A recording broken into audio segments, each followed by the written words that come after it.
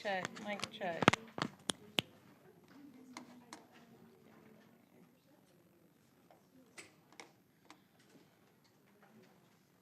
Okay. What is this thing doing?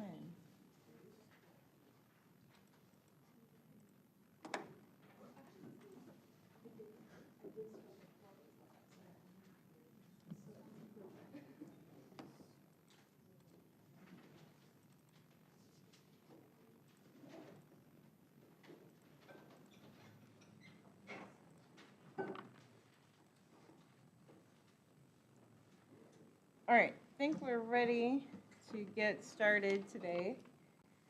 So chapter 6 is energy, but before we get into chapter 6, we have kind of redox reactions that are kind of thrown in there. So we talked a little bit last time about redox reactions, but we just want to go over them in a little bit more detail and then also be able to identify our oxidation states. And so this is a little bit of a recap. And so oxidation reduction reactions are reactions where electrons are transferred from one reactant to another. And they're often just called redox reactions. And so which types of reaction types are redox reactions that we discussed last week?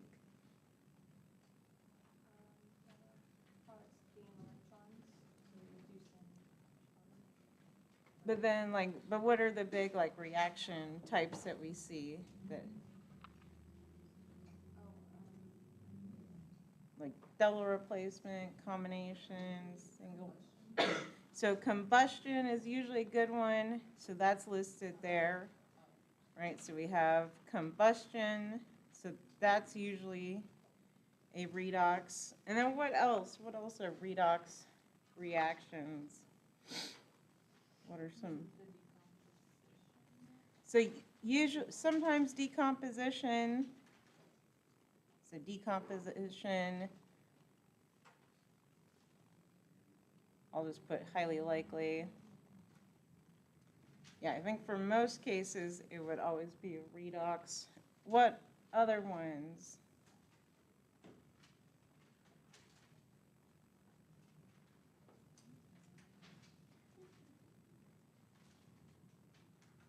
What other types? Think about the reaction, sample reactions you did last week, all your chemical reactions.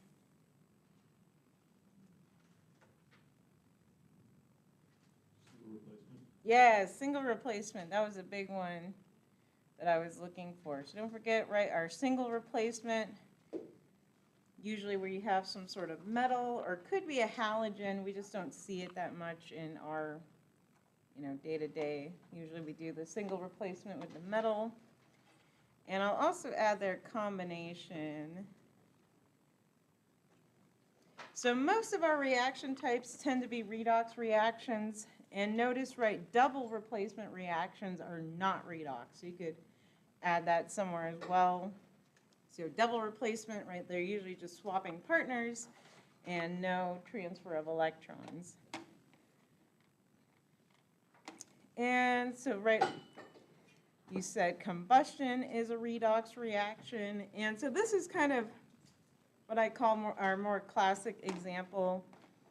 And so what I mean by that is if we go down to how to identify redox reactions.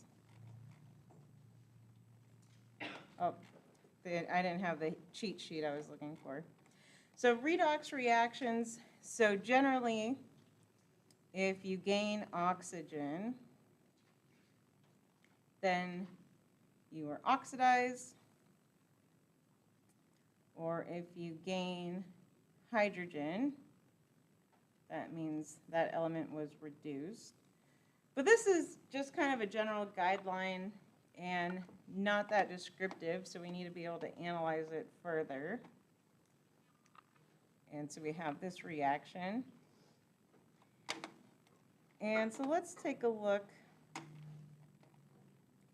at our rules, sorry. And so let's skip this for a second, because first we have to figure out, well, how do we determine our oxidation states? And so this is kind of confusing too, or at least I think it's confusing. So it says oxidation states are not ion charges. So this is true. So oxidation states are more of like electronic bookkeeping, but right, for the most part, they do follow the ion charges and do follow those patterns. So you can treat them like ion charges, right? It's just for things like, you know, carbon or nitrogen, some of those nonmetals. Again, the oxidation states are more a formality and like bookkeeping. And so let's go to our rules for signing oxidation states. And so the first rule is key, and so that is our free elements. So basically anything in their elemental form. So just how they are found as an element. Then it has an oxidation state of 0. So write your diatomics all have an oxidation state of 0, like H2, right? That starts off as 0. Same thing with like sodium metal. So notice, right, that would be like sodium metal. Again, just how it's found by itself as a single element. And okay, so that's anything in its normal elemental state. And then everything else kind of follows the rules that we already know, right? So then it says our monoatomic ions have an oxidation state equal to their charge. Okay, so that makes sense. You can go through your periodic table. Might as well get a periodic table. Where can I pull one from?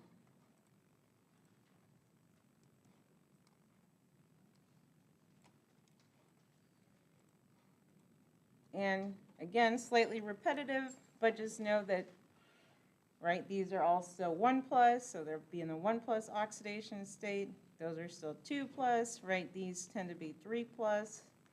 Skip over the transition metals. These are 3+. Carbon is where it gets weird, right? That can be 4+, 4-. And then we have 3-, 5+, 2-, 1-, of course 0, right? So that's all the same, so nothing surprising. And then like we've been doing, well, the sum of all the oxidation states in a neutral compound has to be 0, so that hasn't changed. So just like we've been balancing the charges, just continue doing that. And so we do get some oddities. And so what happens if we're trying to assign the oxidation state of nitrate and all the elements in there? And so it goes by priority. And so this is kind of our little priority cheat sheet. And so notice, right, fluorine, electronegative, it's always going to be in the -1 oxidation state. Then we have hydrogen. So hydrogen is usually +1. But what's the exception for hydrogen? Do we remember when hydrogen is not +1?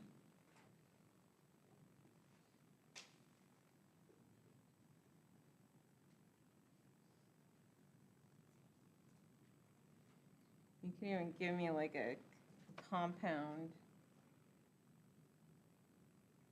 Is it, what is it, H2O and it's water? No, so it's still 1+ and H2O, but what else could it be bound to? No, it's still, so when it's with itself, it's diatomic, so we just consider that as 0. It's elemental form. When it's covalently bonded to carbon? So it's usually still 1+ with carbon, although carbon can do some weird stuff like half oxidation states, but that's more formality. What if we had this compound, what would the oxidation state of hydrogen be? So what would aluminum be? Start with aluminum. What's aluminum? So +3, and so if aluminum's +3, what's our hydrogen? -3 total, but then there's 3 of them. Yep. And so this is the case of our metal hydrides. So I'll put there metal hydrides. So kind of the key being hydride. So then it's acting, like a chloride. And so then it's -1 for the oxidation state. But that's only with metals. So like, aluminum hydride, if you had an iron 3 hydride, right, that could be, there's other sort of hydrides, but usually you don't have like an isolated metal hydride like that. But if you do see one, like aluminum hydride, that's -1. Otherwise, hydrogen is always +1. And then oxygen is a good one to also base our oxidation states off of. So it's always -2, unless, do y'all remember what the exception is? Have I mentioned it? When is oxygen not -1? Any guesses?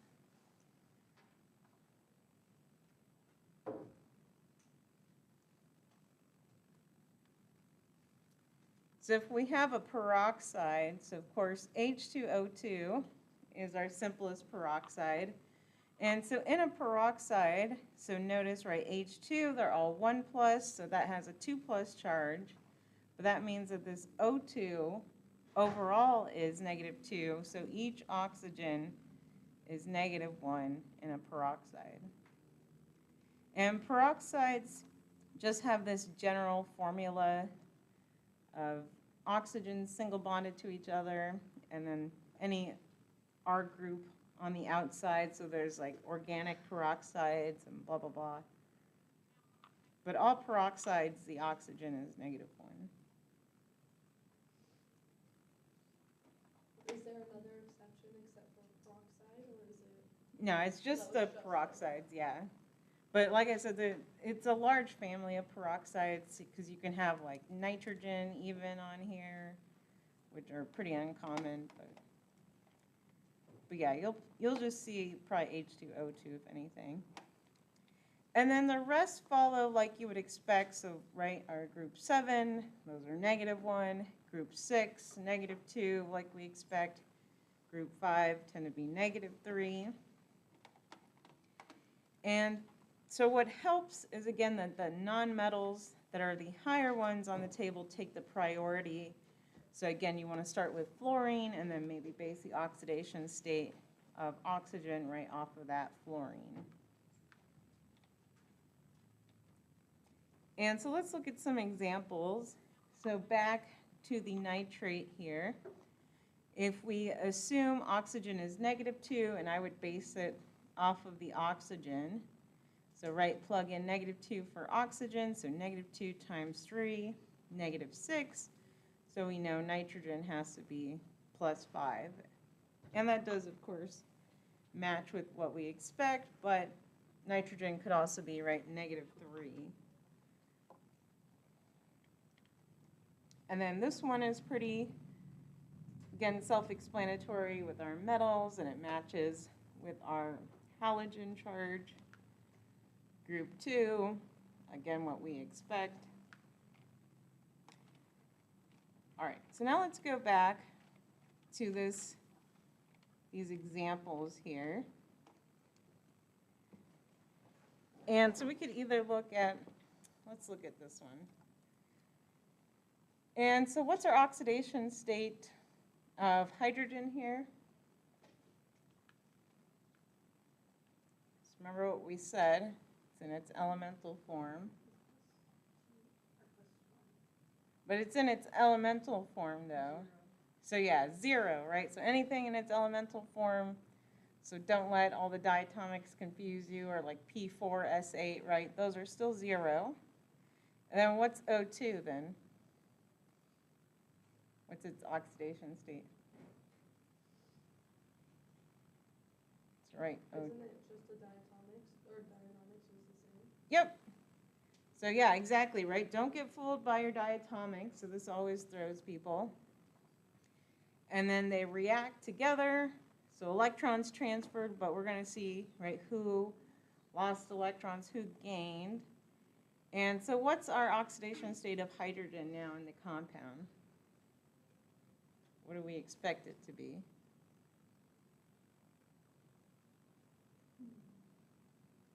What's hydrogen normally? It's normal +1. So +1, right? Nothing weird here. It's not with a metal, so that works out. And then what's oxygen? What do we expect it to be? And it's not a peroxide. What did you say? Oh. -2. Yeah, -2, because remember, it's only -1 in the peroxide form. And then just double check, right? It all matches out. So +1 times 2 is +2.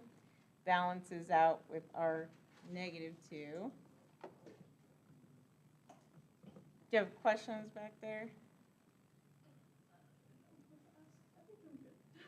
So right now we're just trying to figure out like where the electrons are going, right? So that's all we're saying. So that's why we have, we have our elements in their elemental form. So we're basically saying like nothing's happened to them, right? So they're at 0 and 0 because they're just, again, by themselves. But then once this reaction occurred, and I don't know if this helps, but right, you're trying to figure out, well, where did the electrons go? That's what the redox reaction is telling us. And so, right, we were like this, and then boom, they react, right? And then oxygen, we end up forming water, 2 equivalents. And so where did those electrons go? That's basically what we're saying formally. And so with this +1 charge here, now we can compare, right? We went from 0 to +1, and electrons are negative. So we're saying that we lost, I'm going to put 1 electron, right, per hydrogen. So there's 2 hydrogens, though. Well, 2 here times 2, so actually 4, right? So it's actually a 4 electron process. So does that make sense so far? So we're just saying, right, we have 2 electrons in there, and then they're going to oxygen essentially. And so, right, oxygen went from 0 to a -2.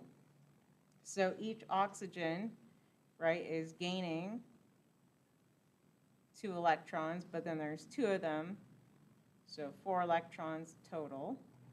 And so that's all that we're trying to see. So that's what the redox reaction is starting to tell us, right? That we had these electrons, they were centered in a bond between our hydrogen. Boom, we did our reaction, which I'm kind of tempted to do this reaction. Right, explosion, and then those electrons, they go into a bond between them, but we're saying, right, formally now oxygen is hanging on to those electrons.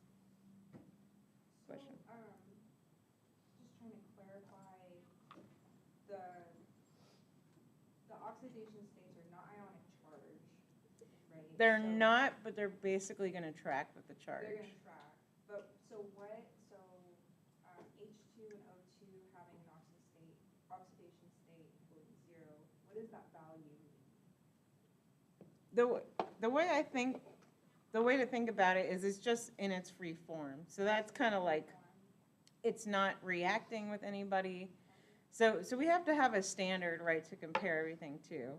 So that's why everything in its elemental form is considered at 0, right? So it hasn't lost electrons, it hasn't gained extra electrons, it's just kind of existing as itself.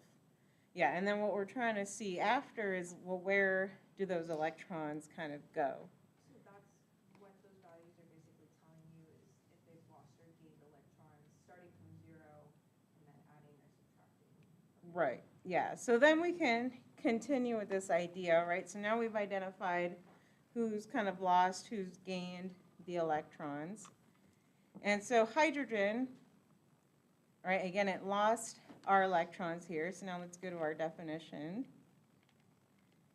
And so now this is key, and we'll go over a mnemonic, but if we lose electrons, then they're oxidized, or again.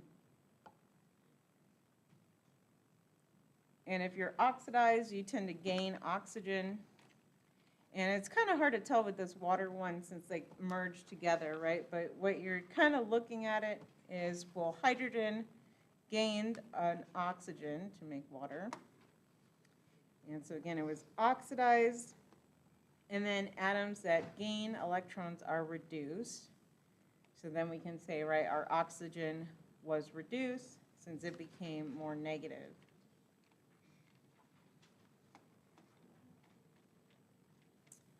So then we can go back up here.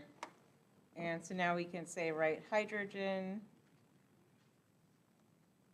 it was oxidized, right, it lost electrons. And then oxygen was reduced, so it gained electrons.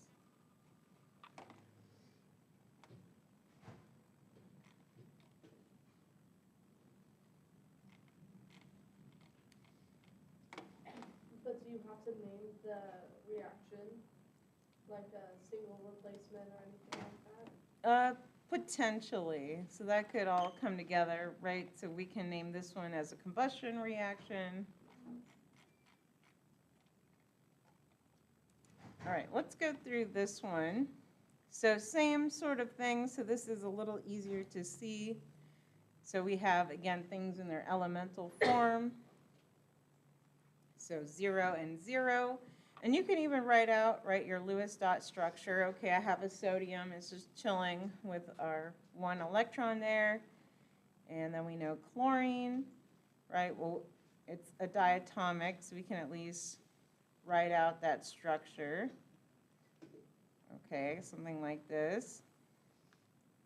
And then, boom, reaction, right? We know that this sodium, so we need 2 equivalents. But now that sodium's going to give up an electron, and then we make, right, our sodium cation plus our chloride anion.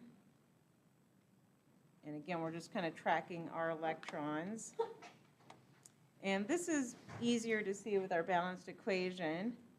And so what's our oxidation state on sodium in the compound?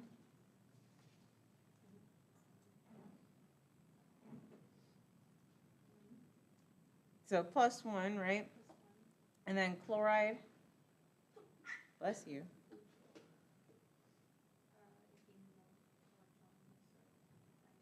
So -1, right? That matches with our charges that we expect. And then we can tell, right? Okay, well, our sodium went from 0 to 1+, and then they spell it out, right? It was underwent oxidation since it lost electrons. And then our chlorine, right, it gained 1 electron each, and there are 2 of them, so it was reduced. And so then there's a mnemonic to help you. So I have 2, depending which one you like. And so I'm from Texas, and you know we like oil out there. So the mnemonic I learned is oxidation is losing electrons, and reduction is gaining electrons.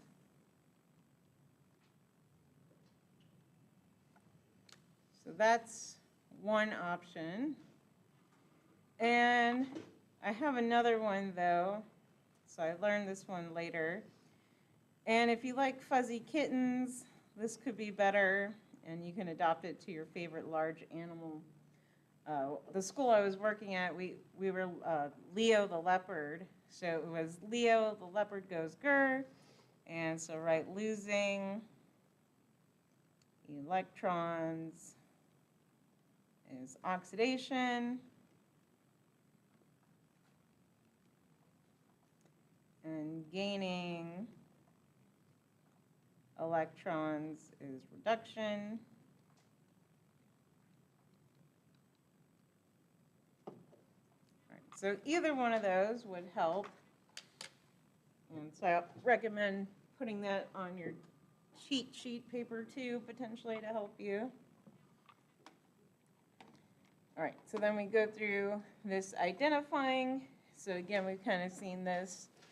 So just kind of repeat, right? We're starting with two elements in their elemental form, a combination reaction, so we can write that. And so that makes sense, right? We expect these combination reactions to be redox reactions since you're starting with two things in their elemental form and then making one. And so this one, I would base it off of the sulfur as well for the oxidation states. So I've kind of mentioned this, but carbon is funny, especially when it comes to the oxidation states.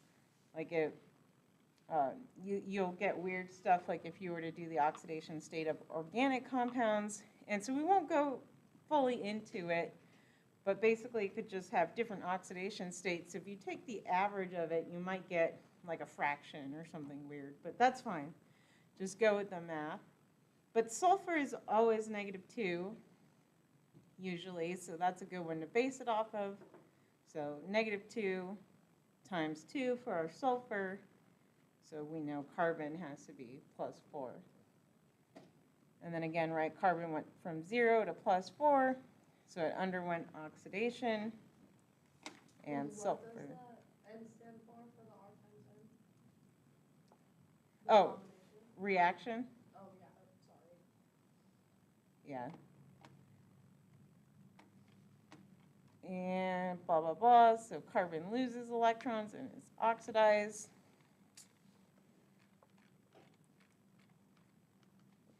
And then, so this is kind of confusing because then you might be asked to identify these terms. And so all this means is, so your reactant that is oxidized is called your reducing agent. And so it's basically, right, the one that's supplying the electrons. So again, right, you identify who's being oxidized. So we said in this sodium plus chlorine example, we saw our sodium go from 0 to 1+. So we said, right, sodium was oxidized. But then this means that it's our reducing agent.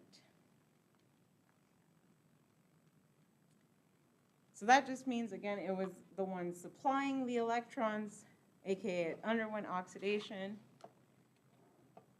And so kind of the hint for these as well that I often tell people is like, you have to think about, well, which ones are our strong reducing agents? So strong reducing agents, right, they have to be metals, at least in general, right? Metals are always the one giving up their electrons. And so usually potassium and sodium are excellent reducing agents.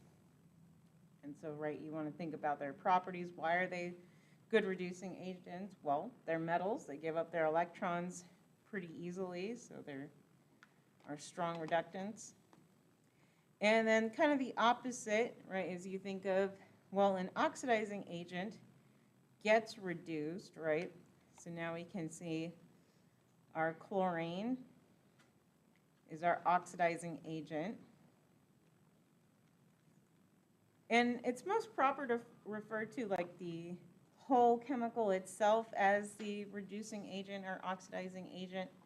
So, right, we say our chlorine is reduced itself, but our chlorine gas here is serving as our oxidizing agent. So, oxidizing agent, again, it's going to gain electrons. It's going to be reduced in the reaction. And so anything that's a strong oxidizer, so maybe, right, think of oxidizing agents. Well, fluorine is hungry for electrons, so it's an oxidizing agent. The halogens are oxidizing agents, but also, right, ozone or oxygen are obviously oxidizing agents. So just kind of good things to keep in mind. Oops, go away. All right, any other questions about that? It's just kind of a brief overview to our redox reactions. And then if we have more questions, we can go over it.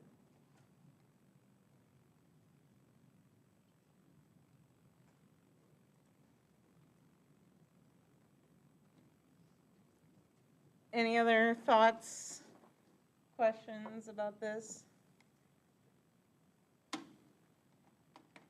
So if other questions come up, again, don't hesitate to ask. It's kind of thrown in there in your book and the materials, so.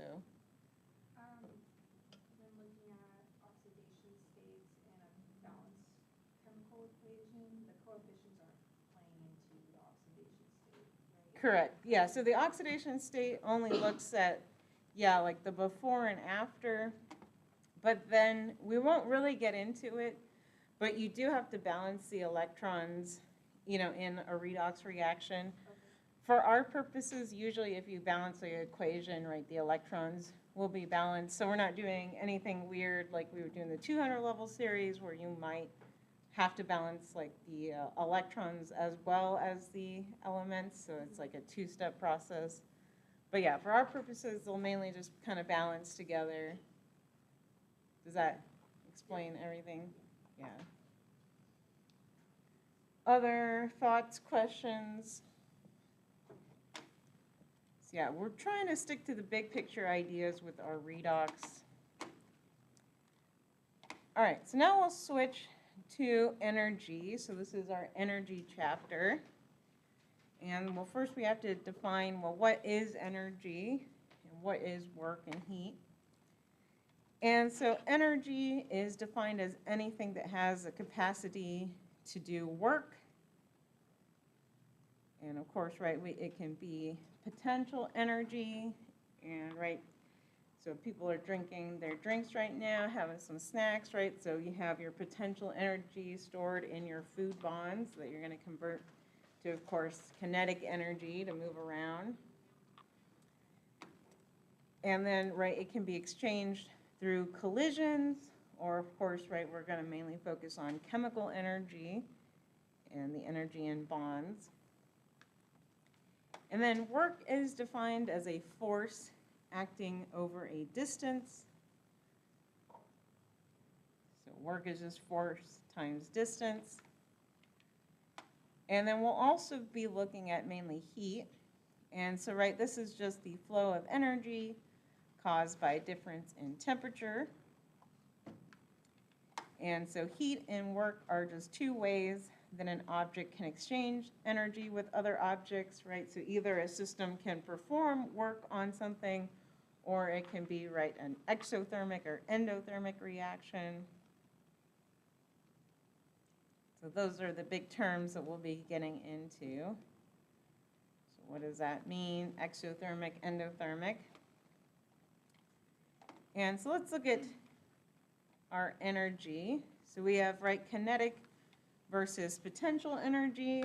And so kinetic energy is energy of motion. And so that can also be, right, the movement of electrons, so like an electrical current. So don't forget that.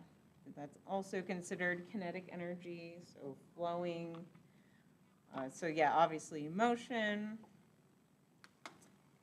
And then thermal energy is energy associated with the temperature, but it's just also a form of kinetic energy. So there's a couple of relationships with energy and temperature.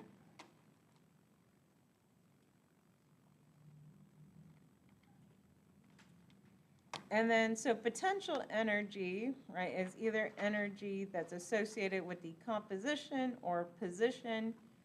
And so, of course, right, if you've taken physics, you might be familiar with our gravitational potential energy. I'll write out gravitational, no one knows what that means. So gravitational, potential energy. And, right, that's not too relevant, though, for chemistry. So what we care about is, right, energy associated with composition. And so this is going to be the energy of our bonds here. And that's what we'll get into with this chapter, right? How much energy does it take to break a bond? How much energy do you get back out when you make a bond?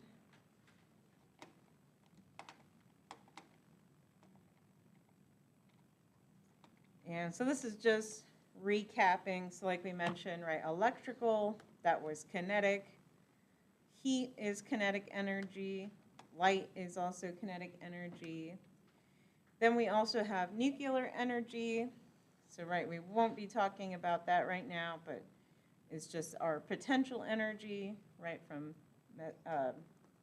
the energy associated with our nucleus of atoms and just what happens when we break that. And then again, right, starring chemical energy, because that's what we care about, right? Just the energy of our bonds, basically. How much are those bonds worth? And so now let's kind of orient ourselves. And so the reason why we have this equation up here is you might know it from physics if you've taken a little bit of physics, but there's a relationship, right? Kinetic energy is equal to 1/2 mv squared. And in physics, though, mass is measured in kilograms and velocity is meters per second. And so what it's getting at is this is how we get our unit for joules, right? So just take that mass, so kilogram, and then your velocity squared, so that gives you kilogram times meter squared over second squared, and that is equal to a joule. Or you might see this later, it's also related to 1 Newton meter, so this is work over a distance.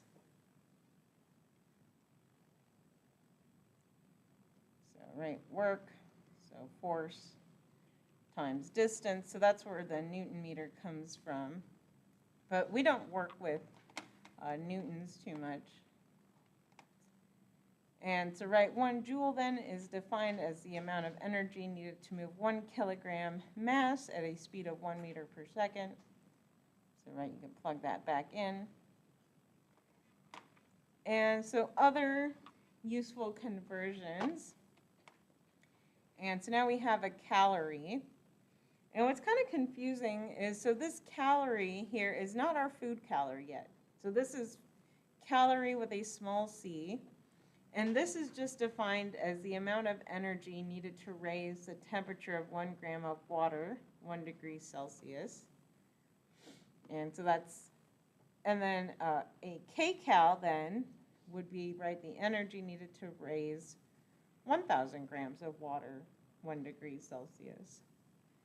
And then the depressing part is that a food calorie, now big C, right, so notice that's a capital C, that is actually 1,000 of these little calories. So now you can be more depressed when you read your calorie labels. And so, yeah. Yeah, and well, and of course, right, you can, you've seen like those things on YouTube, right, where they like quantify the energy, like they'll burn a chip and then like measure the heat given off. Anyways, that's how you quantify like your calories in our food. So now you can think about that depressingly. And so, right, a kcal is equal to 1 food calorie. So just, again, keep that in mind next time you read your labels, and you can all cry. And so then we have some conversions. And the one I'll point out is this one. So this is a main other one we'll use. And this is also known as the specific heat of water. So 4.184 joules.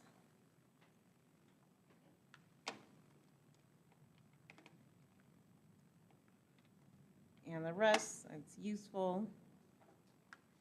We don't really use kilowatt hours too much. And so then this brings us to our first law of thermodynamics. And so the first law of thermodynamics is the law of conservation of energy. So that means, right, our total energy in the universe is constant, and so it is conserved. So, right, energy is just transferred from one form to the other. And, right, you could never design a system that could produce energy without some sort of source of energy. So have y'all heard of those perpetual motion machines, or like the theory of that? Yes, no? So this is just kind of like a fun idea, right? This perpetual motion machine. Like, could you somehow make a machine that could power itself? But, right, obviously it's impossible since it violates our first law of thermodynamics, right? So we can only convert the system so it can't keep moving forever. So that's proof of why we can't make a perpetual motion machine. All right, so then we'll get into bond energies. And so our chemical reactions involve breaking bonds, right, in our reactant. And then we make new bonds to get a product.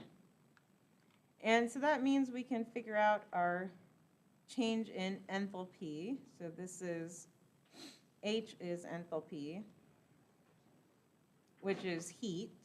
So basically what kind of heat is exchanged. So does it get hotter? Does it get colder, right? Do you need energy in the form of heat? Or does this reaction release energy? So thinking of those like heat packs, right? You crack them and then they get cold or hot sometimes, or sometimes they get cold. So why is that? And so the amount of energy it takes to break 1 mole of bond in a compound is called its bond energy. And so we usually get this from a table. And then just a couple of things about it is all these bond energies are calculated in the gas state, and they have homolytic cleavage, which just means that they get half their bonding electrons. And a homolytic bond is like a normal bond. And so we'll just go over real quick what this means. So if we have H here, and right, we break it homolytically, we have our little half arrow to show that each hydrogen gets 1 electron. And so an example of a heterolytic cleavage, if I can spell hetero,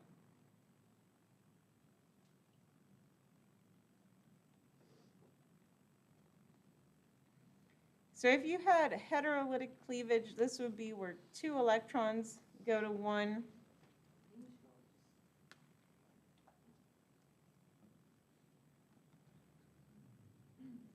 And so an example of a heterolytic cleavage would be like this molecule.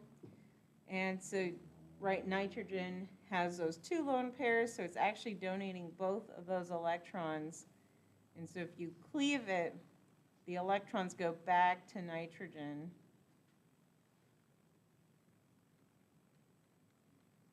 And so that would be an example of a heterolytic cleavage, but generally you don't see that, but I thought I'd put it out there. So again, just assuming a normal bond, breaking evenly, and that is our bond energy. Give everyone a second to write it down. And so, right, obviously the actual bond energy could vary, but again, we can estimate it. And so basically we can add up all our bond making and breaking values. And so the key here is bond breaking is endothermic, meaning we have to put energy in, so positive value. And then bond making is favorable, so it's exothermic, and you get energy back out, and it has this kind of negative convention. And then you add them together. Again, where your bonds form, though, is negative.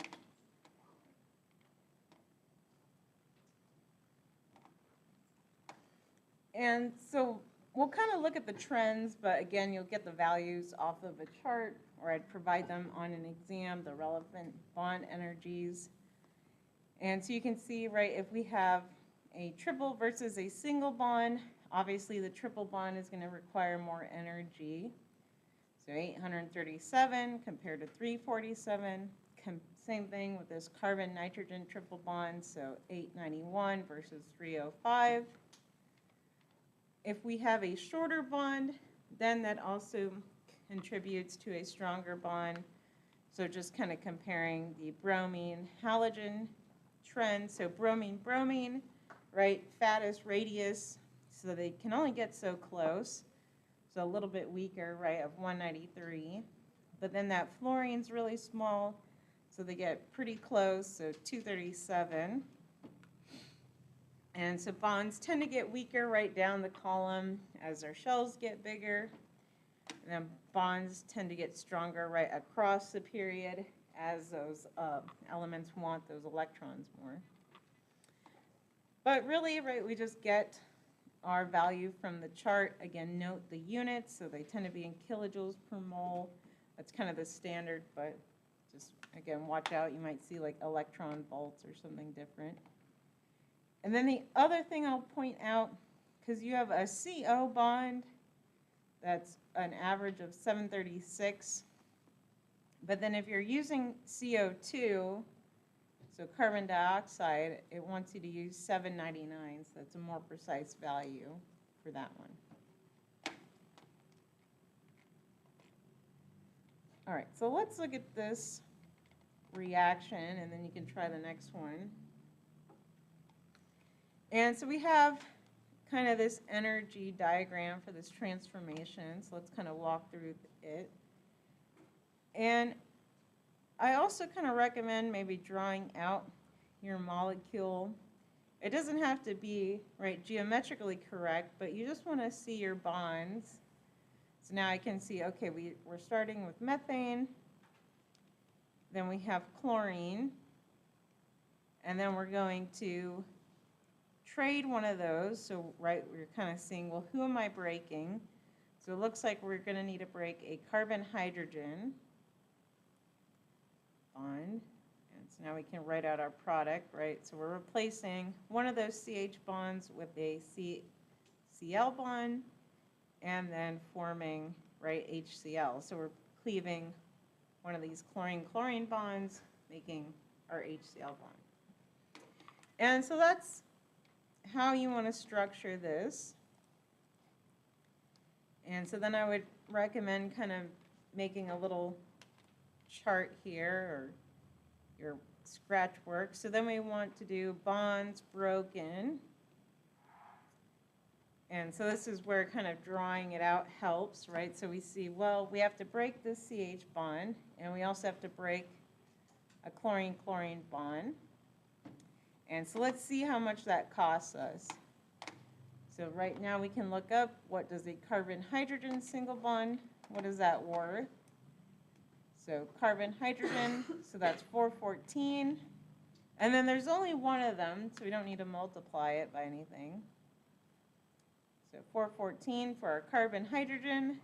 Then we have to break our chlorine-chlorine. So that's 243.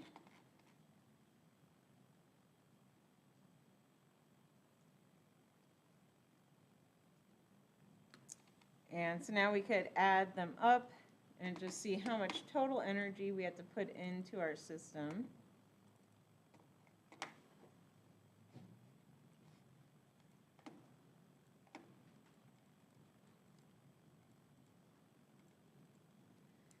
So that's telling us we needed 657 kilojoules in.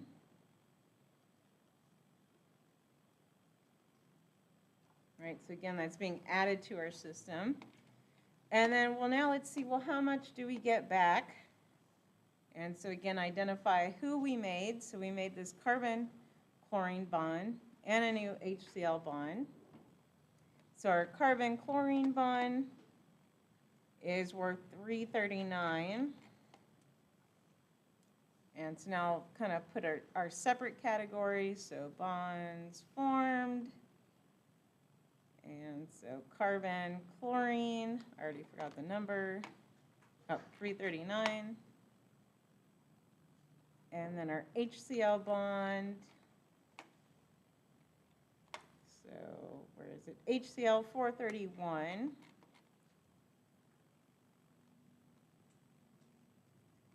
And so add those together now.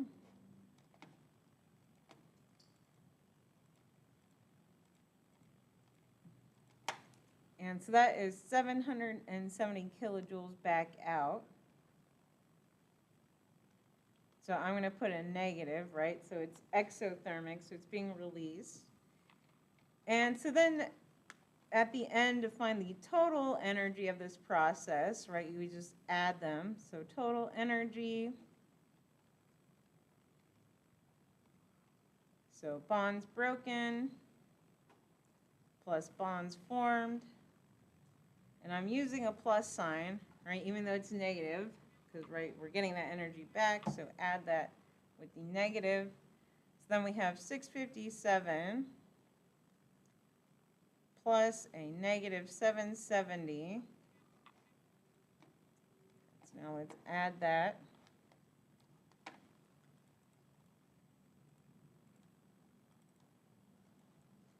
And so then we get the overall change in enthalpy of this reaction is negative 113 kilojoules.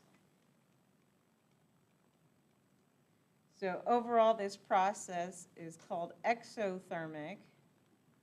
Since it's negative, so we released more energy than we had to put in. So exothermic process. And then kind of the other little hint that it was exothermic.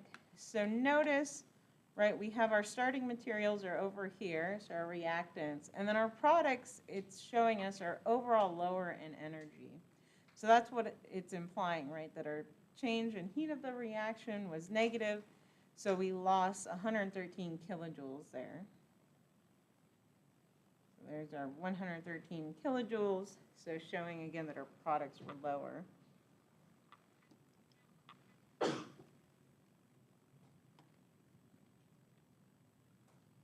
Questions about that one? And you'll give us a chart, yeah? Yeah, so, yeah, usually I'd give you a chart, or on the exam I tend to just say like, oh, this bond is worth blah, and you just have the relevant ones.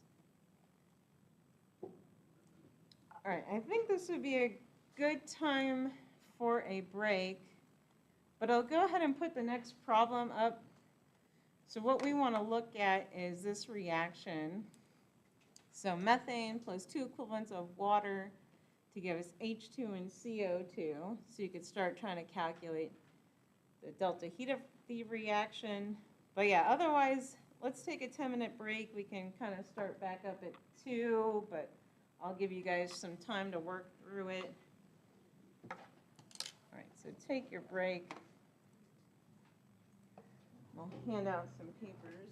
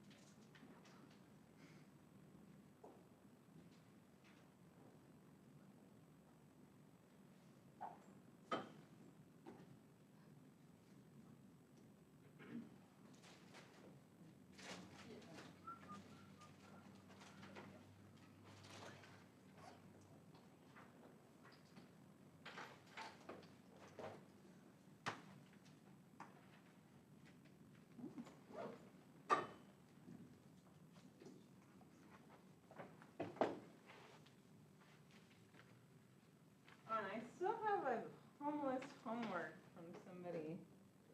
Is this yours? That looks like your handwriting. You're missing a Yeah. grade. Oh, yeah, it's on this page. Oh, right here. okay, sweet. I'll put your grade I'll in. put my name on the front too. Okay, I'll fix that so you can hang on to that. Thank you.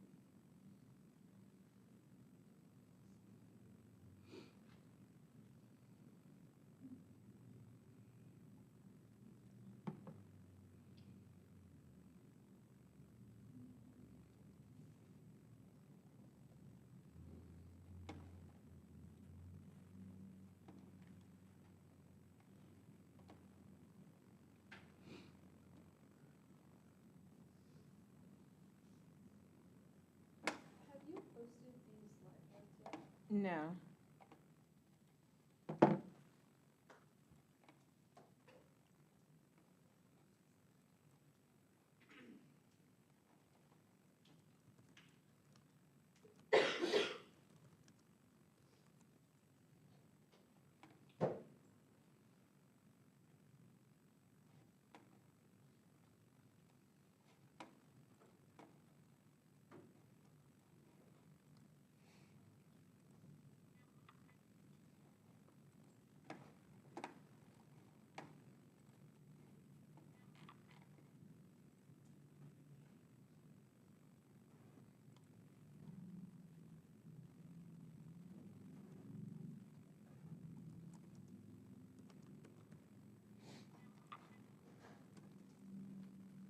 All right, now I posted it on the week 7 tab. So,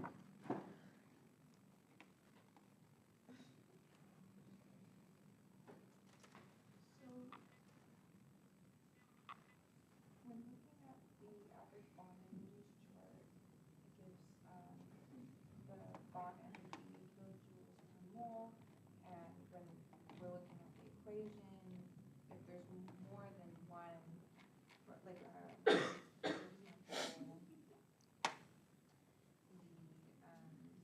H2O, you have to break 2 bonds to the H, so would you multiply that bond energy times 2? I think it's times 4 though, right? Or, I don't know how far you've gotten. Oh, 'cause it's, Yeah, so that one's kind of tricky, but you're pointing out a good thing to be aware of, right?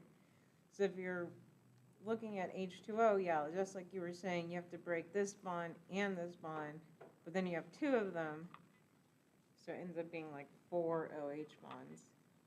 so then you multiply that number times 4. Yeah. And so this one, I'll let people keep working, but this one especially might be good to kind of draw out, just so you can clearly see how many bonds you have to break. And then even if you have to draw out, right, 4 hydrogens explicitly, at least while you're beginning, right, just so you can clearly see, oh, I have to break 4 hydrogen-hydrogen bonds. I have to make, 2 CO bonds. And then if you need me to scroll back up, I can as well. And the energy needed to break bonds is the same as the energy needed to create them? Yeah, it's just, yeah, so it's just like if it's creating, then you're putting energy in, and then if it's, sorry, I said that wrong. If you're breaking something, you're putting energy in, versus if you're creating, you're always getting energy out. But yeah, it's always the same amount.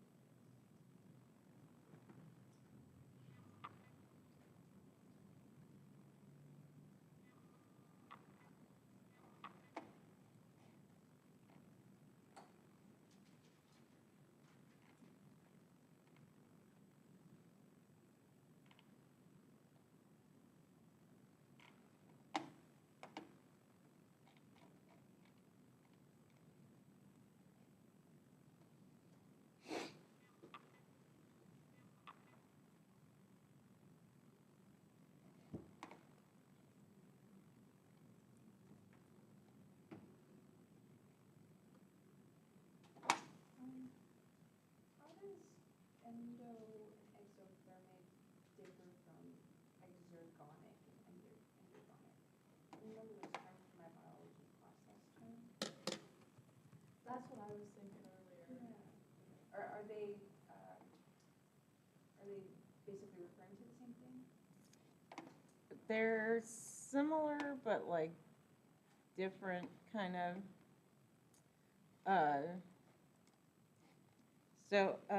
Endergonic and exergonic are actually related to delta G, which is Gibbs free energy. Yeah. And that has to deal with more like whether the reaction will occur or not. Right, if it's spontaneous. Yeah. Spontaneous. But we're also, yeah, because with biology too, you look at like more complex systems where those are more appropriate. But right now we're just kind of we like have zoomed in a lot. On the heat of reaction. Yeah. Specifically with heat. Yeah. Yeah, because Gibbs is heat plus entropy. The endergonic and exergonic would be more with the Gibbs free energy, which does give you a more complete picture. We're just not looking at that.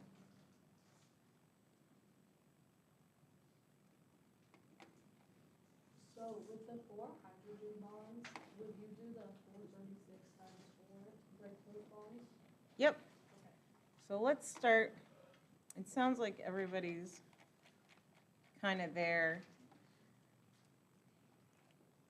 And so again, my suggestion is at least kind of drawing out everything. And then this one's a little extreme, right? Because we have to break all 4 of these CH bonds. We have to break 4 of these OH bonds.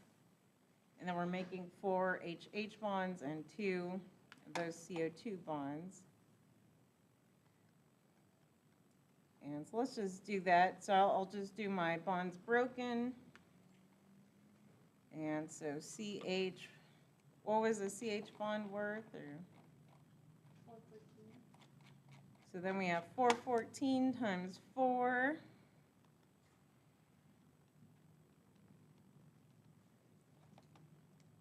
Sorry, let me get out my calculator.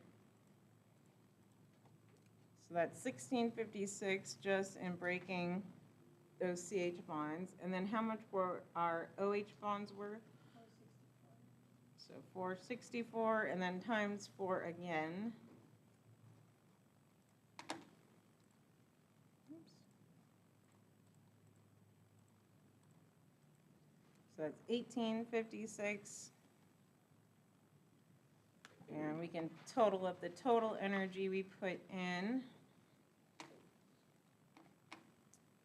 So plus 1656.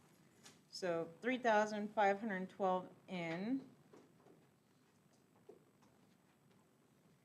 And so then bonds formed. Getting that energy back out. So let's put a big negative sign so we know everything's negative. And then I know somebody just said it, but what were those HH bonds worth again? 436. So 436 times 4.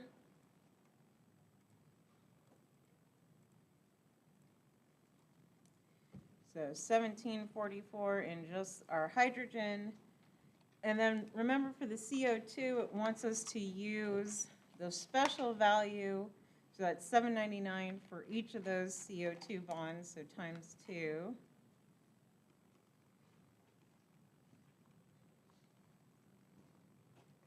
Wait, why is it 799 and not the 736? It's only, yeah, it's only for the CO2, but it wants us to use that value. It's because it's stronger, as opposed to, like this CO bond could be one in like acetone, you know, like that. Okay. So that's the difference versus it's a little bit stronger in the CO2. So that's the only trick, but like I said, on an exam, I'll probably just give it to you.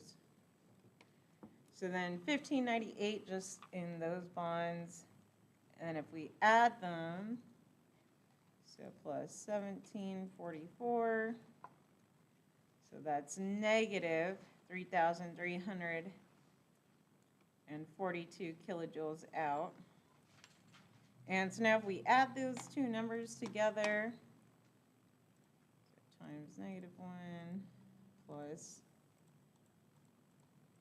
So right now this is an endothermic reaction. So this is endothermic, aka, right, it needs energy. And needs energy in the form of heat.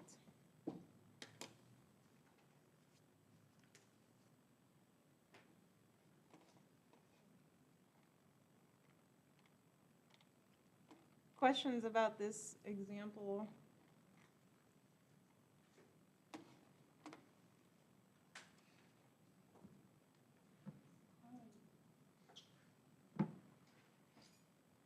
So the type of energy used to break the bond is heat energy. Yeah, so right, enthalpy just refers to heat exchanged, yeah. But isn't entropy also heat? Like what? Entropy is just a measure of disorder. Yeah, so entropy matters if we were talking about the endergonic reactions, but yeah, we're not going to go there in this chemistry class. Yeah. All right. And so then we have these energy diagrams, which just help us kind of show what's going on. And so now we're looking at this reaction. So it looks like a combination reaction. We have carbon plus oxygen gives us CO2. We could also call this a combustion reaction.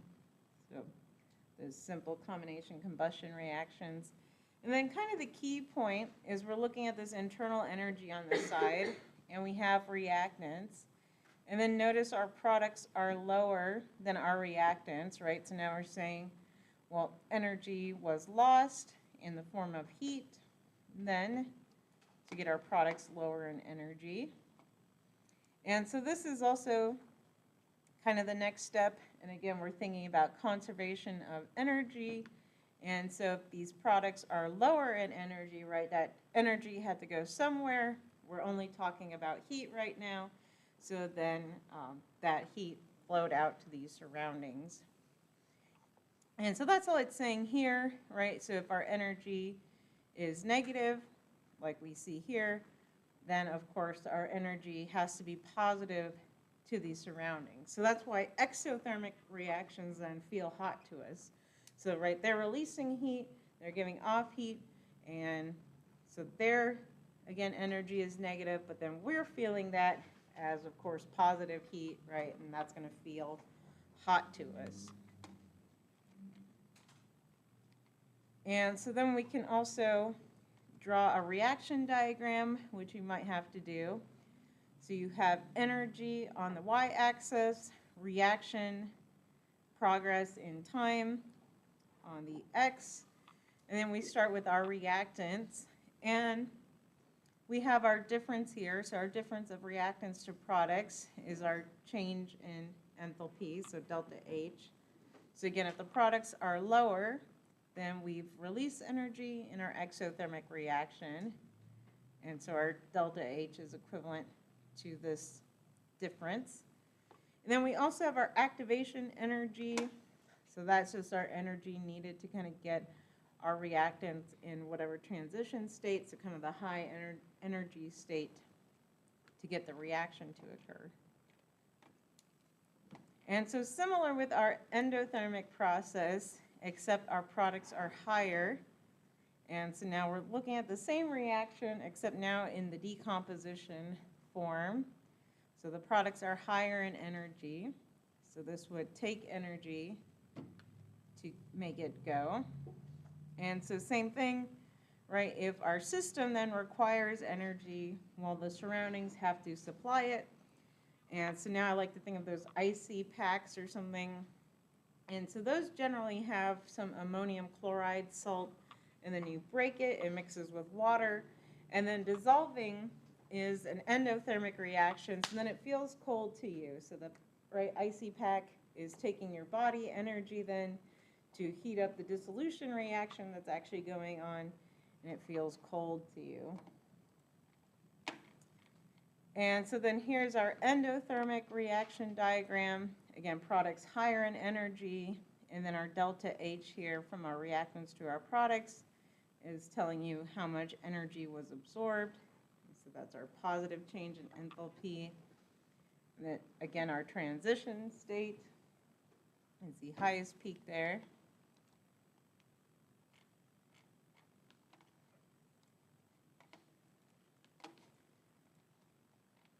Questions about these diagrams or anything? So you will have to probably draw one on your exam eventually.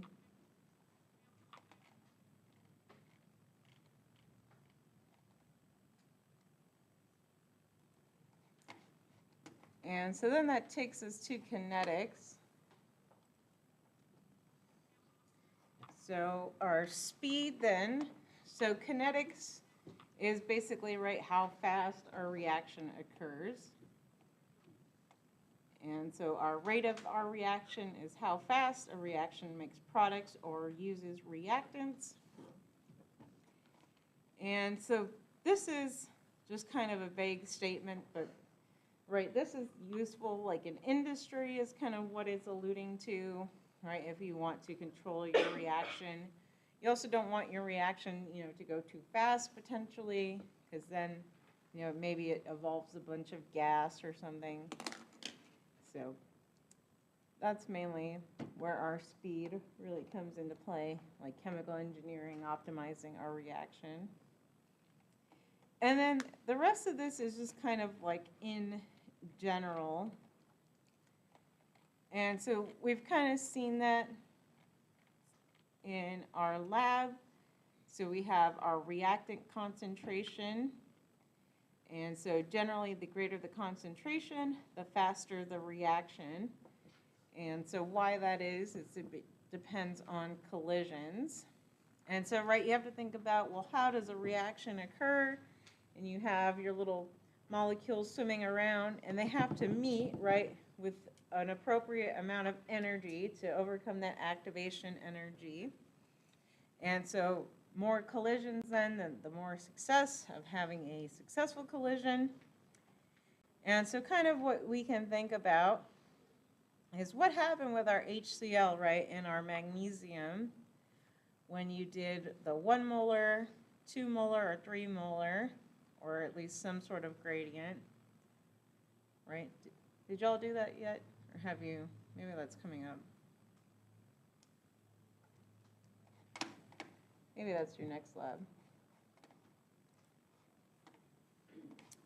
But this would give you a difference in reactions.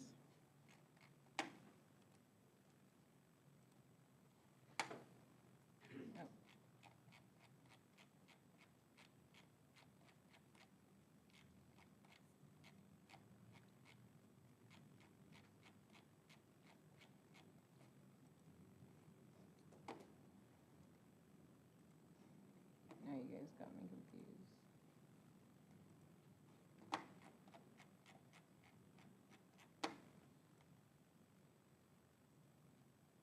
Oh, yeah, it's in the next lab, sorry. So the next lab, you'll do this. And so then you won't look at me with blank stares, but basically, right, the 3 molar will react the fastest, so you'll see that. If we were doing gas reactions, then it would also depend on the partial pressure. So higher pressure, right, greater concentration, more collisions. So that's usually a good thing. And so, right, concentration of solutions depend on the molarity. So again, we'll see that next week apparently. So greater molarity, higher concentrations, more collisions, faster reactions. And then this is also just kind of a vague statement, and we can at least appreciate, right, if we increase the temperature, then we increase, right, our speed of our reactions, and then also increase our energy. So there's kind of a lot with that. So with temperature, we have increased kinetic energy, so those are related. And of course, if you have increased kinetic energy, that means it's moving faster, and so a greater chance of, again, those more productive collisions. And you don't really need to know this. This is just kind of what they say, but right, every reaction you'd kind of have to study differently.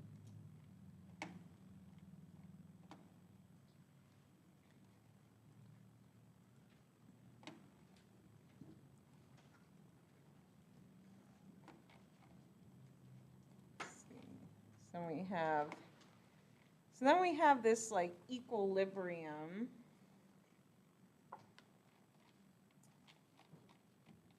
Which we want to at least touch on. And so we have chemical equilibrium. And so equilibrium basically implies that our reaction does not go to completion.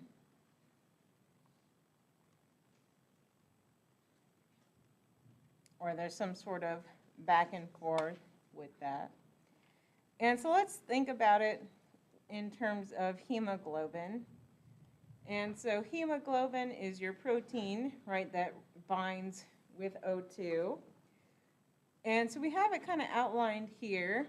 And so notice that we have these special equilibrium arrows. So these imply equilibrium, which is again saying that our reaction can go back and forth.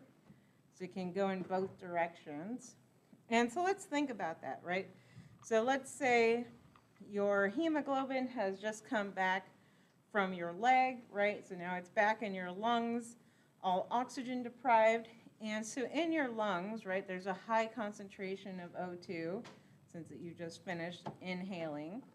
And so with that high concentration of O2 and your unbound hemoglobin, that's going to drive your reaction to the right, so now you have hemoglobin O2. But then, so you take that hemoglobin O2, it travels around, now goes back to your leg. And so probably your leg is an oxygen deprived environment, because it just used that oxygen to move. And so now we have to bring more oxygen.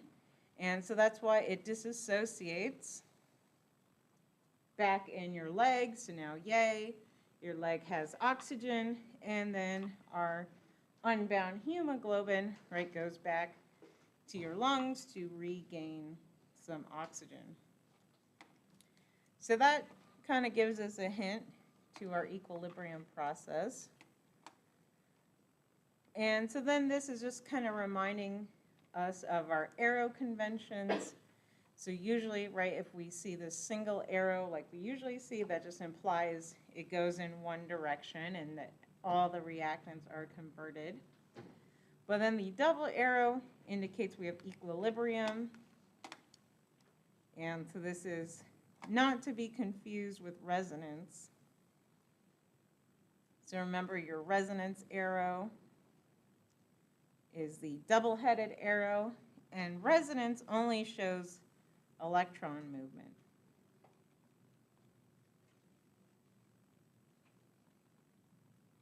So you're not breaking bonds or anything, you're just moving electrons around.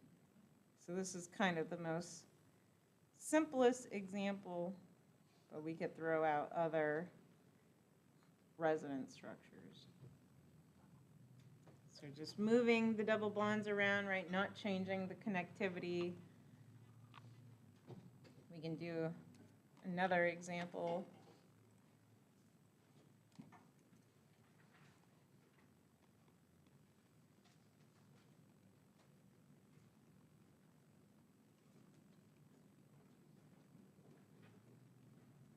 All right, so that's our resonance versus equilibrium.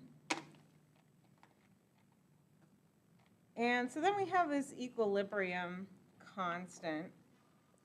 And again, good to know for your class, but we don't really do too much with this, at least quantitatively. And so let's look at another reaction too. Because you've actually worked with an equilibrium reaction, you just don't know it. And so let's think about this weird blood red reaction that y'all did. So you had, the iron 3+, iron trichloride, and then you reacted with potassium thiocyanate, and it made that blood red looking compound. That was nice and really blood red. But this is actually in equilibrium. So again, it can go back and forth between the two. I think that's in the next lab as well, is you'll kind of do this reaction again, but then stress it out and make it shift either left or right. So this is yellow in color versus that is obviously that blood red. And so what if you wanted to quantify this? What if you wanted to actually be able to predict how many of your products and reactants you have?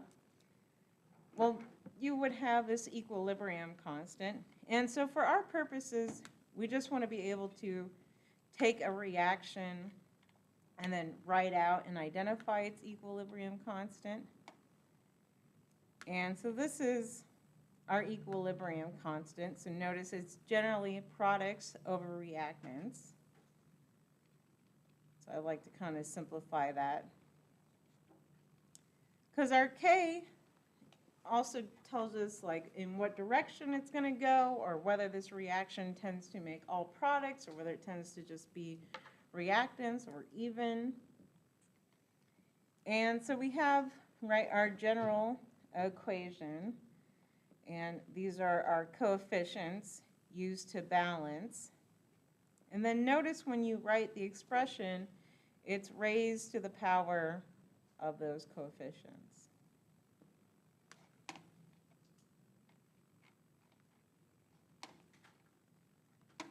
And then it is unitless.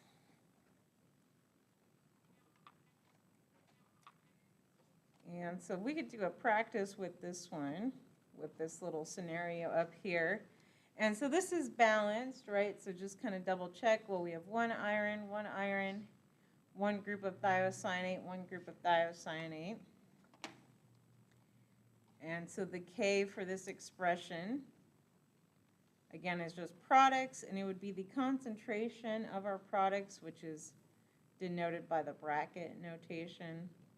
So basically your concentration of iron thiocyanate complex over your concentration of iron, 3+ initially, times our iron thiocyanate, or sorry, your potassium thiocyanate.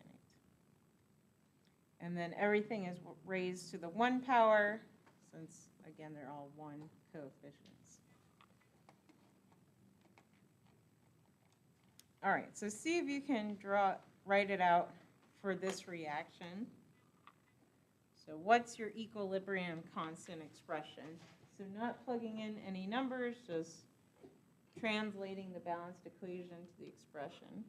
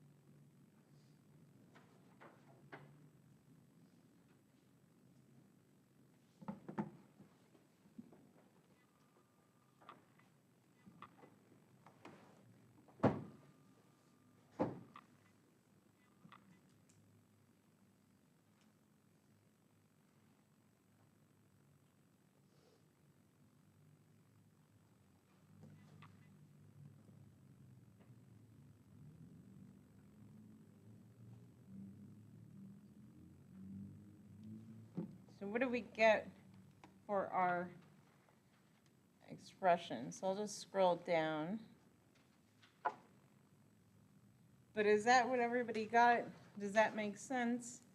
Right, so you just take our products over our reactants, And then notice, right, we raise the products to the power of our coefficient, right? So our NO2 is raised to the 4th power.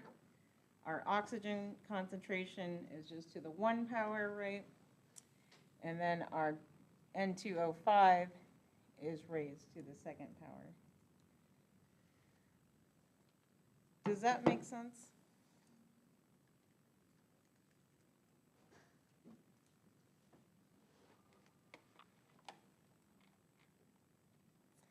And so kind of now, well, what can we get from this information? And again, this is why I kind of simplify this as to products over reactants, right, more generally. Because now we're saying, okay, well, what does K mean when it's, now let's just take it to the extreme, right, like much, much greater than 1. And we're looking at this reaction. Well, if our reaction is much, much greater than 1, then that's telling us, right, again, products over reactants. That means it's going to favor our products more. So in this reaction, so it gives us our actual K number here. So K is 1.9 times 10 to the 19. Pretty large, pretty extreme, right? But that's telling us, okay, most of our H2 and bromine are going to be converted to HBr, hydrobromic acid. So that's cool. Okay, that's favorable. Again, it's telling us what's going to happen. So our product is favored. And then, well, what does our value of K imply if it's much, much less than 1? And so now we're looking at this reaction. So nitrogen plus oxygen gives us NO, and that has a K of 4.1 times 10 to the negative 31. So, right, really small number. So again, just thinking products over reactants. Well, if I have a small number, that means that my reactants are favored. So that makes sense. And then let's just kind of double check that with sanity. Oh, that makes sense, right? I would expect that this reaction probably favors the reactants, because otherwise, if this was favorable, what would we be breathing right now? Nothing. So yeah, we'd be pretty dead if this was a favorable reaction, but luckily it is not. So we have plenty of oxygen to breathe. What is the difference between there being more product molecules, the difference between that and the reaction being product favored? It's just another way to like describe how a reaction progresses. So like right now, you know, we're just kind of accepting that. But like I was saying, like in the 200 level series, like you actually quantify this and like quantify the concentrations and everything and like figure out, you know, what's going on. It could also be like used to figure out how to drive a reaction forward. Because, right, well, taking this information, if you know this K has a 4.1 times 10 to the negative 31 value, how are you going to drive it forward, right? So then if you want to make this, what do? And so in that case, you'd probably have to have some sort of system where you're removing the NO as it's formed so that you continue to kind of drive that reaction slowly forward. And then for this class, is our final answer just the product over the reactants, just kind of putting it in that form? Yeah, so being able to translate it to like this form with the squares and like all that appropriately. I might have you plug in numbers. I can't remember if I did that last time, but all it would be, and we could, I guess let's practice it for this one, right? So then it would say like, what is the value of K given, you know, at equilibrium, you have 1.7 molar concentration of NO2, 0.99 of O2, and 0.131 of N2O5. So see if you can give me a value then. And so since these are concentrations, all you have to do is plug the concentration values in. Is that in cents per mole? Yeah, so these are all molarities, because you have to be given molarities. And how would you put this in? So then you can just plug them into this expression. So let's keep going through it. So this implies, right, concentration. So then if we actually wanted to solve for K, so now plug all those concentrations in. So for NO2, it was 1.7, and then you have to remember to take it to the appropriate power. So it's 1.7 to the fourth times 0.99 to the 1, and then over this 0.131 squared. So then you plug it in like that, and then just type it in on the calculator now. So 1.7 to the fourth times 0.99 divided by 0.131 squared. And so you get that for your K.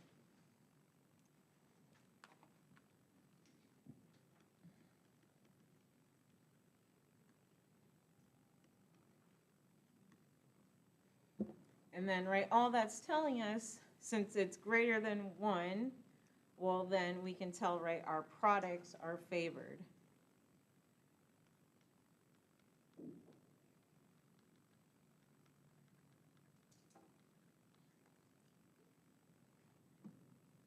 But this is like the most I would ask you to do with this equilibrium. It's not emphasized too much in this class, but it's just kind of thrown in there.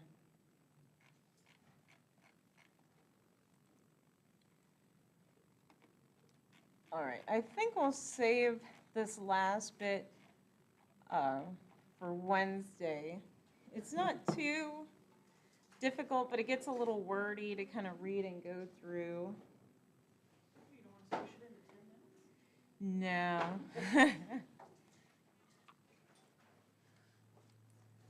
All right. Yeah, I think I'm inclined to let y'all slip out a little early today. So if you have any questions, be sure to ask me. And then, so it looks like on Wednesday we'll have plenty of time to do some practice problems. We'll go over this Le Chatelet's principle. And then we'll probably look at your lab and just see how people are doing on that. It's kind of more stoichiometry focused, but people usually have problems with the stoichiometry, so it'd be good to touch base. And then we will have a quiz, so quiz right over last week's stuff, chemical reactions, balancing equations, so just be ready for that. All right, see you Wednesday. Thanks a bunch. And stop the stream. Thanks again. And then, yeah, turn in pile.